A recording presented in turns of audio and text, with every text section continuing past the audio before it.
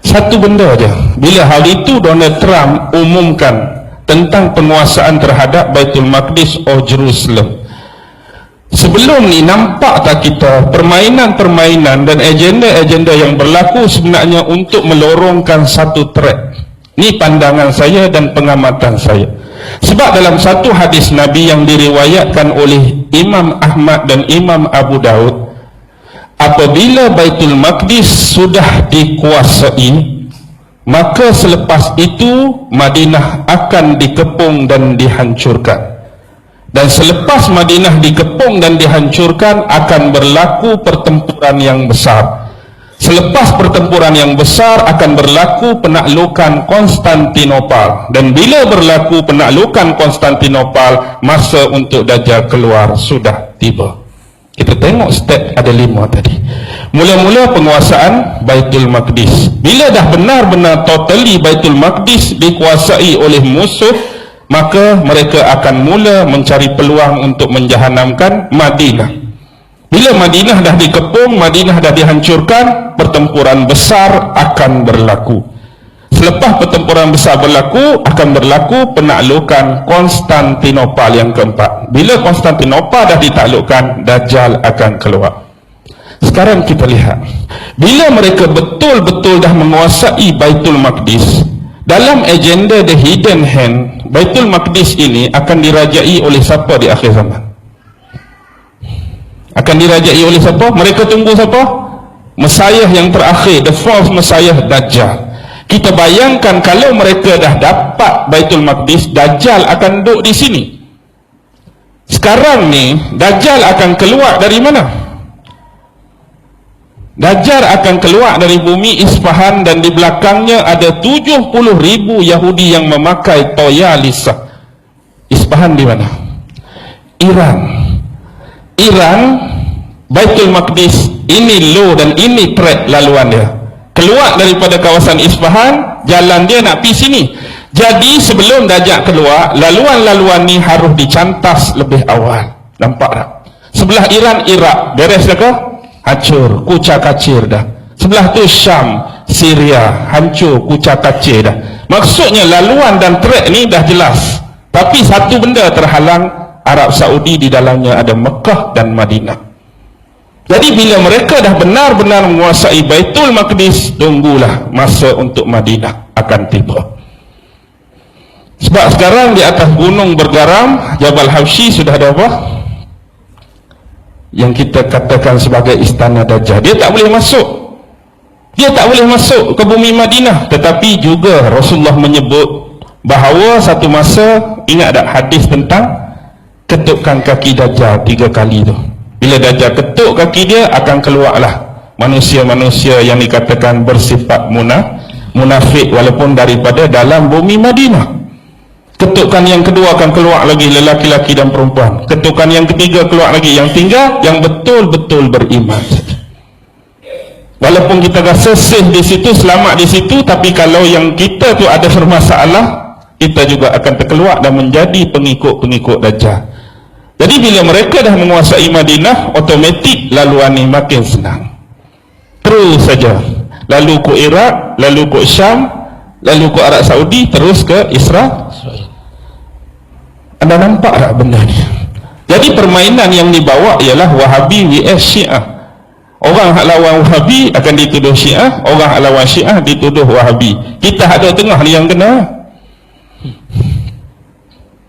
Lawan hak ni, oh Syiah kena. Lawan hak ni, kita kena Wahabi.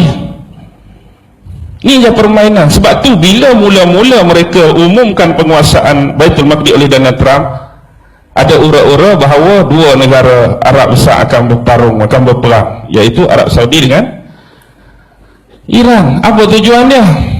Fahamlah, ikut law dan track tadi. Jadi sekarang ni, di samping mereka nak cari Imamul Mahdi, sebenarnya antara salah satu agenda dia, mereka nak melorongkan track dan laluan yang mudah kepada raja terakhir mereka. Dan ingatlah apa yang disabdakan oleh Rasulullah tentang kisah Nabi Allah Ibrahim dan Ismail. Mungkin ini adalah dari kacamata kerohanian guru-guru yang bersifat kesufian. Bila mana kita melihat anak Nabi Ibrahim, antara Ishak dengan Ismail, siapa yang kena sembelih? Ismail yang kena sembelih. Dan sembelihan Ismail itu keturunan dia adalah keturunan Arab sekarang. Dan kita lihat keturunan mana yang sedang disembelih dan dibunuh dengan sewenang-wenangnya sekarang untuk menjayakan misi ini. Ini adalah clue yang cukup penting. Jadi Arab akan dimusnahkan, Arab akan dibinasakan, Arab akan dibonekakan, Arab akan dicaturkan.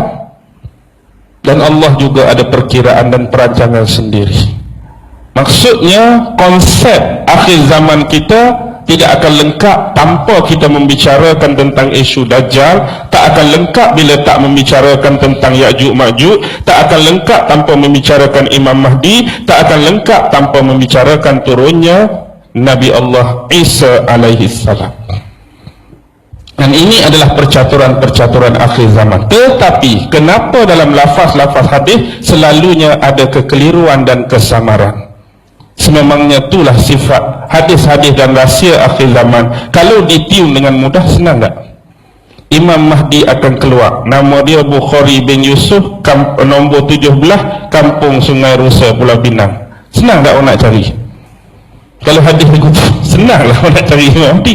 Ni dia bagi muka lagu ni, sifat lagu ni, tubuh dia lagu ni, mata dia lagu ni, nak cari. Oi, dahi luah ramai juga dahi luah ni dah.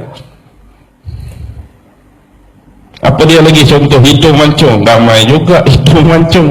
Gigi jarang, telinga pepes, macam-macam. Jadi dia buat macam tu, nak suruh dia pun payah.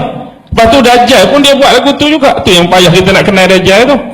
Kalau Dajjal akan keluar daripada bumi California, nombor 13, jalan sekian-sekian, diterus alamat tu tak?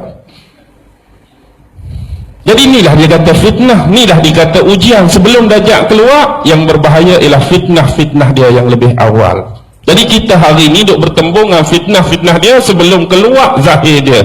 Lepas ni dia akan mengaku jadi Nabi, seterusnya mengklaim dan mendakwa dia adalah Tuhan. Sebab itulah antara projek pluralisme untuk menyatakan kesamarataan semua agama ni sebenarnya last sekali akan menjurus kepada penerimaan Dajjal sebagai Tuhan. Bahaya.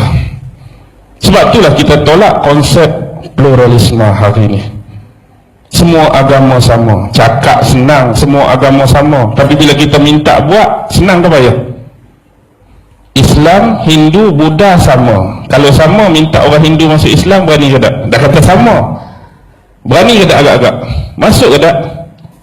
Dah orang kata tu, semua agama sama. Orang Hindu kata, try masuk Islam dah sama, apa bezanya? Agak-agak dia nak masuk ke tak bang? Dia tak nak masuk. Orang Buddha kata sama dengan Kristian, suruh Buddha masuk Kristian, nak ke tak? Tak, cakap saja. Cakap saja sama, bila kita minta, jadi tak sama. Konsep dia tak ada masalah dari sudut nama. Kita dah cakap awal-awal, kalau kita sama-sama beriman pada Tuhan yang sama, yang kami panggil Allah, yang you panggil God, yang you panggil Brahma, yang panggil Krishna, dari sudut nama tidak akan ada perbezaan kalau dia merujuk zat yang sama. Tetapi isunya ialah bentuk ibadat, bentuk pengabdian, bentuk penyembahan. Dari sudut logik takkan ada Tuhan yang sama. Nak dari sudut penerimaan ibadat, ritual dan sembahan pada dia berbeza. Orang Islam semayang, solat, rukuk, aku terimalah.